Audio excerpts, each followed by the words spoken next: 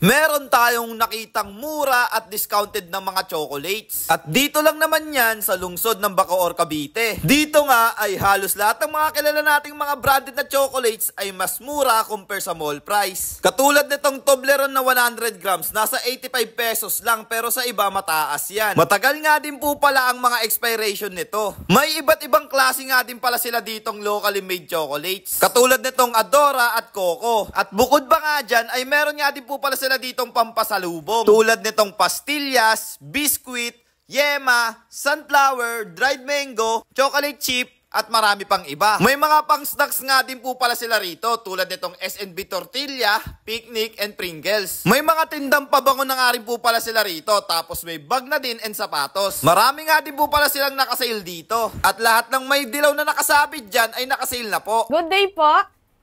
Kung gusto nyo po ng pasalubong na chocolates, punta lang po kayo dito sa DJ's Chocolates po. Ayan. Open po kami every 1 p.m. until 10 p.m. po. Every day po kami open. Monday to Sunday po. Located po kami sa Camellia Springville, Phase 2 Central, Barangay Molino 3, Bacoor, Cavite po.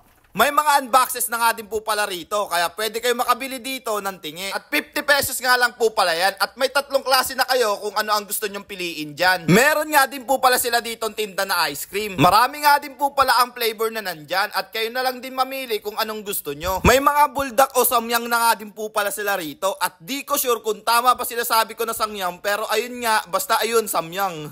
Pero basta guys, noodles yan. Bukod nga sa noodles nila, ay may spam nga din po pala sila rito.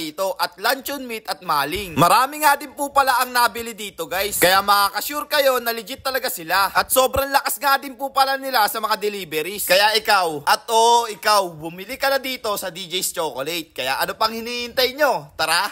Let's guys go! At ayun na nga guys, hanggang dito na nga lang din po pala tayo. At kita-kits na lang ulit sa next vlog. So again, this is Ajak TV. Thank you for sunshine, thank you for rain, thank you for joy. Ingat, salamat, bye-bye, ble!